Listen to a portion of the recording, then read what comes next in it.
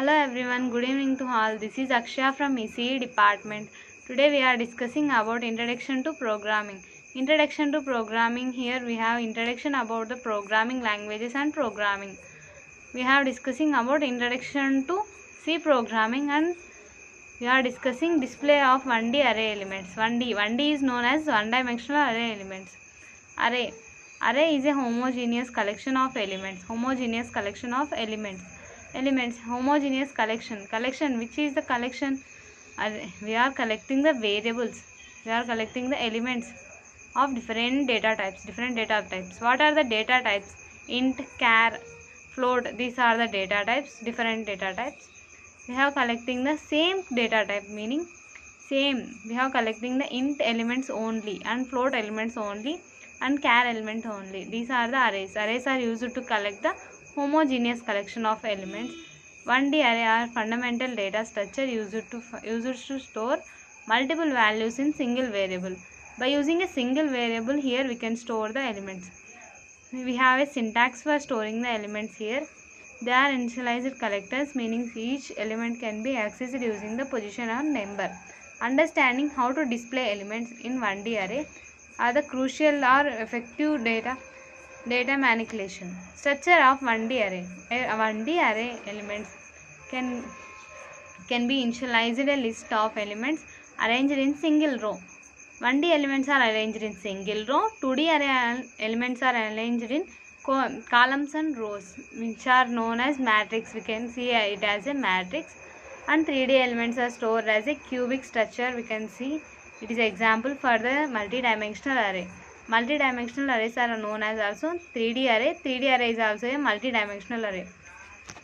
Next, structure of 1D array and initializing of 1D array. Initializing 1D array involves defining its size and accessing values and its elements. Different programming languages provide various syntax for initializing array. For example, in Python, you can create an array using a list of while C you declare the size of element. Okay. Accessing elements. To access elements, an array element just write array name, index, and so on. Here we want to mention a closed bracket. Closed bracket is necessary for the initializing the array and accessing the array. In closed bracket, we can mention the size of the array. Accessing the first array element of the array of 0, r of 0, r of 0, r of 1. These are the things we can see. The displaying elements using loops. Loops are I and j. We can see in loops I and j values. We want to see I and j values. These are known as loops. Here we can see the code to display the elements and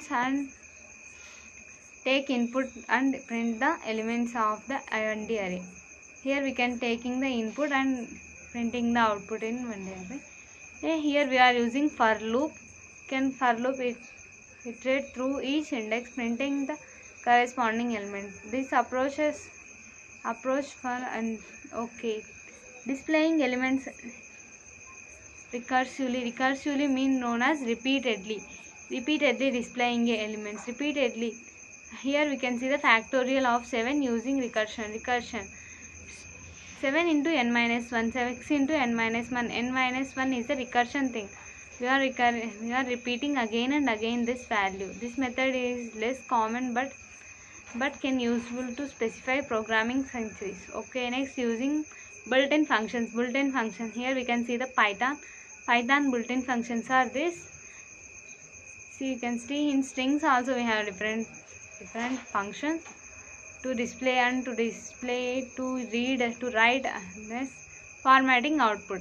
Displaying elements in level format enhance the using understanding the data. You can format the output and directing separators, heading and line breaks. Okay. Common errors in arrays. Yes, we have a biggest problem with errors. We have collecting so many errors when we have executed a code. We are facing a biggest problem with errors. We want to execute without errors, means we want to practice more. Next, conclusion and best practices. Always ensure proper indexing in initializing the avoid errors during element display. Practicing with different techniques will help solidity your understanding of 1D elements. Yes, thank you to all.